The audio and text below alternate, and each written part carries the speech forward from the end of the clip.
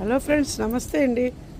చూసారండి పింక్ మందారాలు ఎట్లా పూసినాయో. మనకి దేవుడికి రోజు పువ్వులు కావాలంటే మార్కెట్కి వెళ్ళి కొనుక్కోలేము కదండి. ఇలా మందార చెట్లు వేసుకున్నారంటే మీకు నెక్స్ట్ మళ్ళీ రేపటికి రెడీగా ఉన్నాయి మొగ్గలు. చూసారు కదా, ఇదిగోండి ఇది ఎల్లో మందార, ఇవిగోండి కాగడాలు.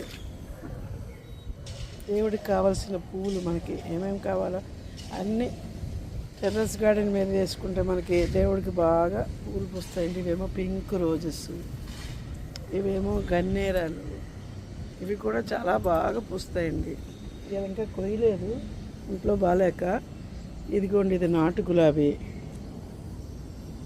ఇవన్నీ దేవుడికి పెట్టుకోవచ్చండి.